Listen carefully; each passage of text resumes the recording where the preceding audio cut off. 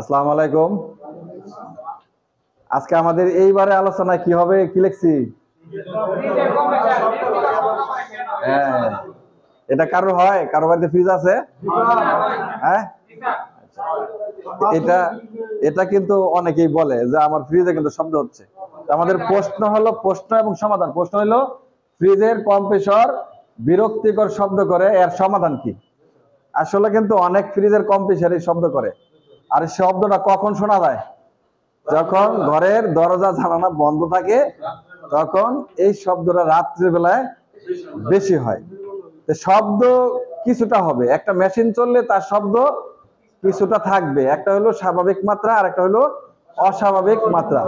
স্বাভাবিক মাত্রায় থাকলে কোনো ক্ষতি হয় না, আর অস্বাভাবিক মাত্রা হলে বিরক্তিকর ভাব মনে হয়। ঠিক আছে, তা আমরা এটা নিয়ে আলোচনা করব, আসলে এটা কি জন্য হয় এবং এর সমাধান কি। ফ্রিজ চলাকালীন বিরক্তিকর শব্দ বা নয়েজ, যেটাকে আমরা বলি, এটা কেন হয় এবং এটা হইলে এর সমাধান কি, এটা নিয়ে আলোচনা করব। ফ্রিজ শব্দ হওয়ার অনেকগুলি কারণ থাকে। অনেকগুলি কারণের মধ্যে আমরা সর্বপ্রথম যেটা বলবো, যে 1 নাম্বার অপশনে যদি আমরা যাই, এটা কিন্তু আমাদের নিজের তৈরি করা, আমরা যে সমাধানগুলো করি তার থেকে তৈরি করা।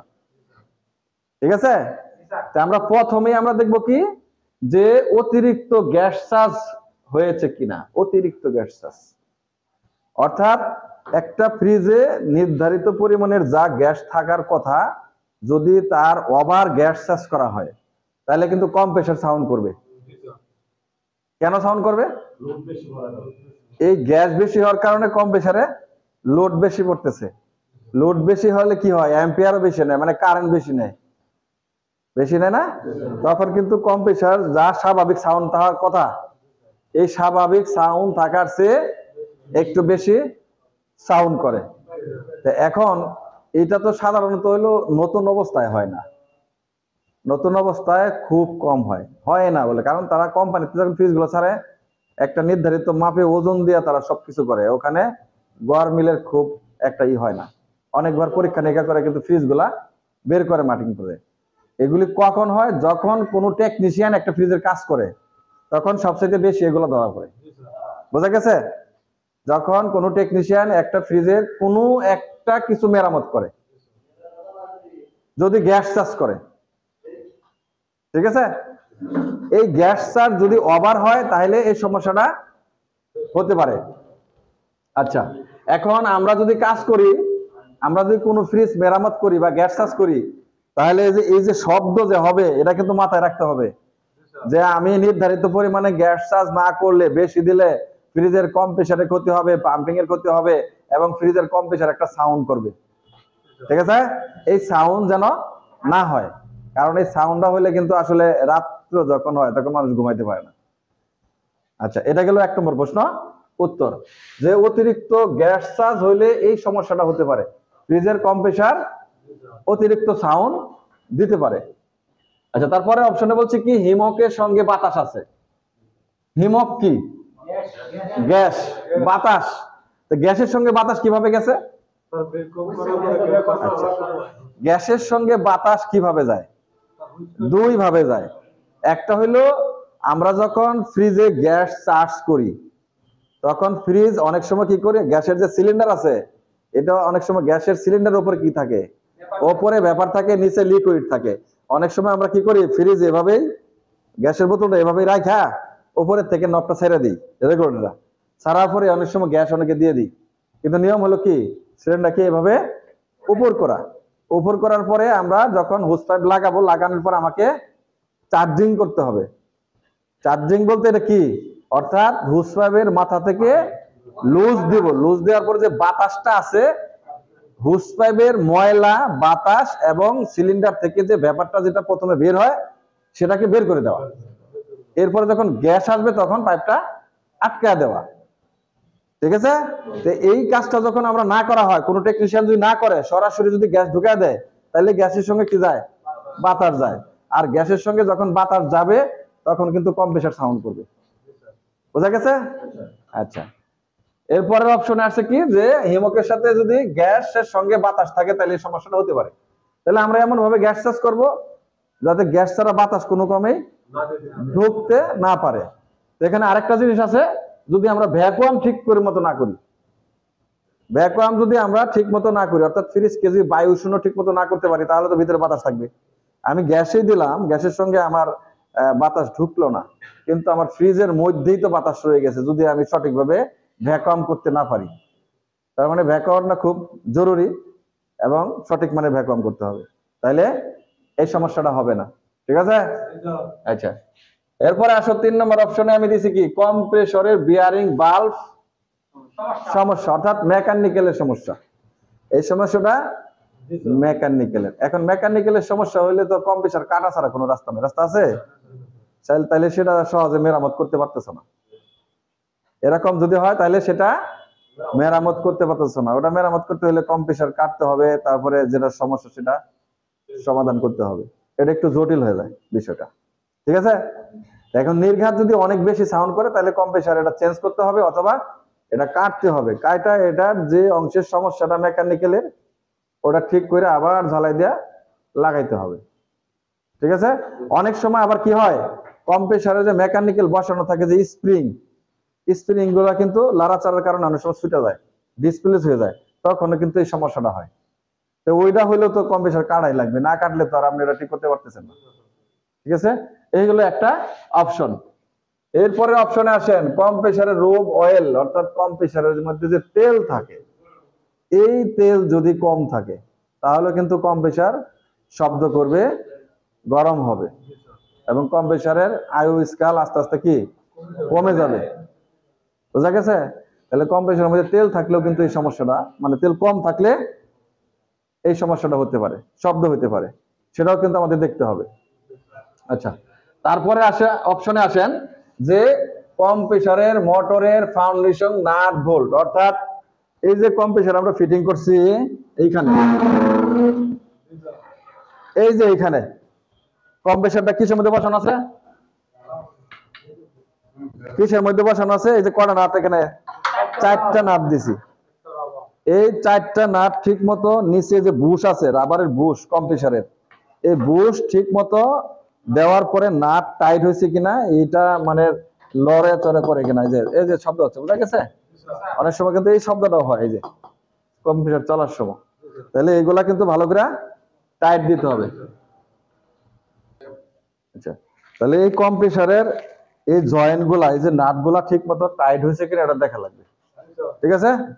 এটা হলো কম্প্রেসরের যে কটা নাটই থাকে সুন্দরভাবে টাইট দিয়ে লাগাইতে হবে। তো এইখানে কম্প্রেসরে কিন্তু আরো কতগুলো সমস্যা হয়, সেটা হলো অনেক ক্ষেত্রে দেখা যাচ্ছে কম্প্রেসর পরিবর্তনের সময় এই কম্প্রেসরটা এই বডির সাথে লেগে যায় অনেক সময়। তো বডির সাথে যখন কম্প্রেসর মানে লাগে থাকে, কম্প্রেসর চলার সময় কিন্তু তার একটা ভাইব্রেশন হয়। ঠিক আছে? ভাইব্রেশন হয়। এই ভাইব্রেশনটা যদি এটা এখন লাগে থাকে, তাহলে কিন্তু কম্প্রেসরটা সাউন্ড করবে। বোঝা গেছে?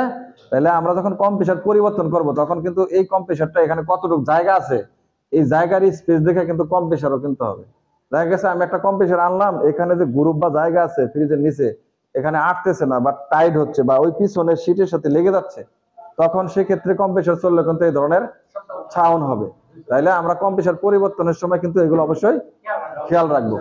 আচ্ছা, তারপরে দেখেন যে আরেকটা অপশন আছে খুবই গুরুত্বপূর্ণ, সেটা হলো টেকনিশিয়ানের কাজ। সেটা কি বলছি, যে কন্ডেন্সার ইভাপোরেটর পরিবর্তন করলে, অর্থাৎ ফ্রিজের কন্ডেন্সার এবং চেম্বার মানে ইভাপোরেটর যদি পরিবর্তন করতে হয়, কোনো ফ্রিজের কন্ডেন্সার নষ্ট হয়ে গেছে ফ্রিজের, এখন কন্ডেন্সার লাগাইতে হবে নতুন, যে কন্ডেন্সারের সঙ্গে বুস্টার আছে। তো অনেকেই তো বুস্টার লাগান না, শুধু কন্ডেন্সার লাগান। কন্ডেন্সার কতটুকু প্রয়োজন সঠিক মাপ মতো দেওয়া হয় না। বোঝা গেছে? কন্ডেন্সার এবং ইভাপোরেটর, এই দুটার কারণে এই সমস্যাটা হতে পারে। অর্থাৎ আমরা যে পরিমাণ যে সাইজের কন্ডেন্সার লাগানো হয়েছে, এটাই ফ্রিজের সাথে মিলে নাই। না মিলার কারণে কি হয়েছে, যখন গ্যাস চার্জ করা হয়েছে, তখন ফ্রিজের কম প্রেসারে ওয়াট কন্ডেন্সার এবং ইভাপোরেটরে যতটুকু পাইপ থাকার কথা ছিল, সেটার পরিমাণ কি হয়েছে, এলোমেলো হয়ে গেছে। হয়তো বেশি হয়েছে, নয়তো বা কম হয়েছে। এই কারণে কিন্তু কম প্রেসার সাউন্ড করবে। বেশি হলে কি কম প্রেসারে লোড বেশি পড়বে, কম হইলেও কিন্তু কম্প্রেসার এরকম সাউন্ড করবে। অর্থাৎ তার যতটুকু প্রয়োজন এতটুকু মাপের দিতে হবে। অনেক ক্ষেত্রে আপনারা দেখবেন যে ফ্রিজে যখন ইভাপোরেটর তৈরি করা হয়, ইভাপোরেটর তৈরি করার পরে কিন্তু অনেক সময় গ্যাস চার্জ করলে এবং কন্ডেন্সার পরিবর্তন করলে ফ্রিজে যখন গ্যাস চার্জ করা হয় তখন কিন্তু কম্প্রেসারের সাউন্ড বাড়ে। এটা এটা দেখবেন আপনাদের হবে। আপনারা যখন কাজ করতে যাবেন, একটা ফ্রিজের গ্যাস চার্জ করবেন বা কন্ডেন্সার পরিবর্তন করবেন, ইভাপোরেটর পরিবর্তন করবেন, তখন কিন্তু এই সাউন্ডটা আসবে। কি জন্য সাউন্ডটা আসবে? অর্থাৎ এই কম্প্রেসারের মান অনুযায়ী যতটুক মাল প্রয়োজন ছিল ততটুক এখানে হয় নাই, অথবা এই যে আপনি কন্ডেন্সার এর উপরে লাগাইলেন, এই কন্ডেন্সারটা যেভাবে নাট দিয়ে আটকাইছেন স্ক্রু দিয়ে, এটা ঠিক মতো মিশে নাই, অথবা ভিতরে যে ইভাপোরেটর ফিটিং করছেন, এই ইভাপোরেটর এই ফ্রিজের ক্যাবিনেটের সাথে অর্থাৎ ফ্রিজের এই পিঠের সাথে ভালো করে পাইপগুলা লাগে নাই বা মিশে নাই, ইত্যাদি কারণে কিন্তু সাউন্ড তৈরি হয়। বোঝা গেছে? অতএব একটা ফ্রিজের সাউন্ড অনেকগুলি কারণে হয়, এবং বেশিরভাগ কারণটা কোত্থেকে তৈরি হয়? সেটা হলো ওই কম্প্রেসর থেকে। বেশিরভাগ সমস্যা কম্প্রেসর থেকে কেন তৈরি হয়? কারণ কম্প্রেসর তো একটা মেশিন বা মোটর, এটাই তো চলে, আর এটার কারণে কিন্তু সাউন্ড হয়। এই কম্প্রেসরের সাউন্ডের মধ্যে কি কি পড়ে? কম্প্রেসরের সাউন্ডের মধ্যে পড়ে ওভার গ্যাস চার্জ, কম্প্রেসরের নাট বোল্ট ঢিলা, কম্প্রেসরের মেকানিক্যাল স্প্রিং স্থানচ্যুত, কম্প্রেসরের তেল কম, তারপরে হইতেছে আমরা যখন কন্ডেন্সার পরিবর্তন করি, ইভাপোরেটর পরিবর্তন করি, তার মাপ 19-20 হয়ে যাওয়া, এবং আমাদের গ্যাস চার্জ সঠিক পরিমাণে না হওয়া, ইত্যাদি কারণে কিন্তু ফ্রিজের কম্প্রেসর সাউন্ড করে। আর সর্বোপরি সব কিছু ভালো, তারপরে কম্প্রেসর বা ফ্রিজটা সাউন্ড করতেছে কি কারণে? সেটা হলো এই যে ফ্রিজটা আমরা যেখানে বসাবো, ঘরের মধ্যে যেখানে বসাবো, সেই বসানোর জায়গাটা সমান আছে কিনা। ঠিক আছে? আমরা যেখানে ফ্রিজটা বসাবো ওই জায়গাটা সমান আছে কিনা, অথবা যে ট্রেতে বসানো থাকে, প্লাস্টিকের ট্রে বা আপনার কাঠের চৌকি যেটাতেই বসাই, ওইটা সমানভাবে বসানো হয়েছে কিনা, এইটা একটা কারণ। সমানভাবে বসাইতে হবে। আরেকটা কারণ হলো আমরা যে রুমে ফ্রিজ রাখবো সেই রুমটা আবদ্ধ আছে কিনা। যদি দেখা যায় ওই রুমের জানালা দরজা সব বন্ধ, ফ্রিজে যতটুকু সাউন্ড হয় বেরোনোর কোনো জায়গা নাই, তাহলে দেখা যাচ্ছে স্বাভাবিক একটা ফ্রিজ চললে যে সাউন্ড হয়, যখন ঘরের দরজা জানালা বন্ধ করা হয় তখন কিন্তু ওই সাউন্ডটাও কানে আসবে। বোঝা গেছে? এই জন্য আবাসিক রুমে, মানে যে রুমে মানুষ বসবাস করে, ওই রুমে ফ্রিজ রাখলে একটু শব্দ কানে আসবেই। ফ্রিজ রাখতে হবে একটু খোলা জায়গায়, একটু আলো বাতাস পরে একটু খোলামেলা জায়গায় ফ্রিজটা রাখতে হবে, যেখান থেকে ফ্রিজের যে একটা সাউন্ড বা কম্প্রেসরের যে একটা নয়েজ তৈরি হবে সেটা যাতে বের হয়ে যাওয়ার জায়গা পায়। যেমন আমি একটা উদাহরণ দিই, আমাদের এই ছোট রুমের মধ্যে আমরা কিন্তু 2-1 জন লোক কথা বললে কিন্তু অনেক হইচই শোনা যায়। ঠিক আছে? আর আমরা যদি খোলা জায়গায় এরকম বেশি মানুষের কথা বলি, তারপরে কিন্তু এরকম হইচই শোনা যাবে না। তো ফ্রিজটাও এমন একটা জিনিস, এটা আবদ্ধ জায়গায় রাখলে এমনিতে একটু সাউন্ড মানে বাড়বে আর কি, স্বাভাবিক সাউন্ড থেকে বাড়বে, যেটা খোলা জায়গা থেকে শোনা যাবে না, কিন্তু কোনো আবদ্ধ জায়গায় রাখলে সাউন্ডটা শোনা যাবে। তাহলে কি কি কারণে ফ্রিজের সাউন্ড হতে পারে আমরা শিখলাম। ঠিক আছে? আমাদের কিন্তু অনেক কিছু করণীয় আছে। এই সাউন্ড বন্ধ করার জন্য আমাদের কি অনেক কিছু করণীয় আছে, যেগুলো আমরা বিস্তারিত আলোচনা করছি। তো ঠিক আছে, আজকের মতো এ পর্যন্ত। খোদা হাফেজ, আসসালামু আলাইকুম।